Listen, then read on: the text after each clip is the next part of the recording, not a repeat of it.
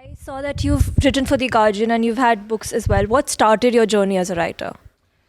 Well, when I was probably 10, I recognized that I was in a very peculiar family, very dramatic family, very given to a series of high emotions.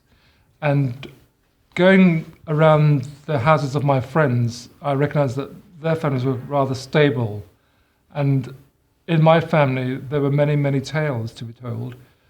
I come from a family of storytellers, and I think I was most impressed by my uncle, who, when I was young, would kneel down and tell us stories. He was also a published poet. So I've noticed you've talked about experiences in medical school and private school, and at the moment now they're not really very representative in terms of not having much diversity. So how was that back then for you to adapt into that kind of situation or scenario? So I was a radio producer in the BBC for almost 20 years, and that was fine, because when you enter into, and it kind of answers your question, when you enter in an institution like that, when I entered it anyway, the trick was to dial down your colour, to pretend to be just like everybody else but for the colour of your skin, to signal that you had the same cultural references. You might whistle Beethoven or quote Schopenhauer. But I can tell you now, in the whole history of the BBC, I hold the record for the highest number of disciplinary hearings. And they all turned on misunderstandings and my dislike about the language which was used to describe me. So at a certain point, a manager complained to HR, human resources, that I was aggressive. And I thought that was laughable. And so I challenged this description. I said, no, I'm not aggressive. If I was white, Oxbridge educated, you'd say I was assertive. I'll accept assertive, but not aggressive. Aggressive is a word that's been used to tarnish black people over the decades, if not the centuries. And at that point, they turned around and said, oh, so you're calling us racist, are you?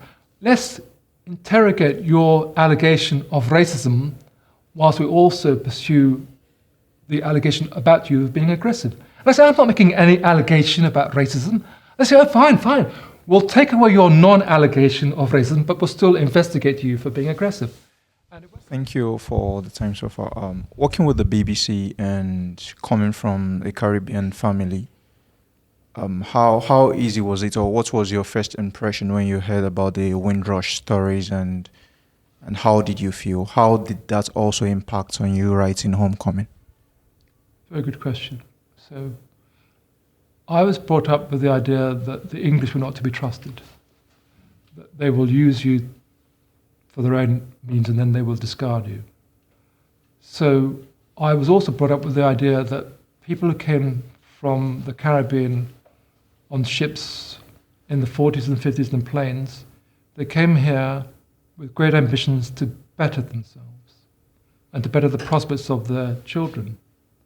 And they were part of the remittance culture. They would send money back home. These people are not coming here to sit on their backsides. And the most important word in the Caribbean lexicon, what is the most important word in the Caribbean lexicon? The word is respect. Respect. So the idea that these people who've worked hard all their lives, they've never known any other country for the last 50 years other than Britain.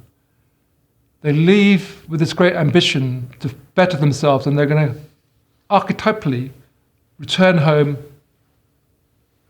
as a success, to be respected. What's the very worst thing that they could imagine? That they are shackled and deported and shown total disrespect. So I was ashamed of this British government and very angry and appalled.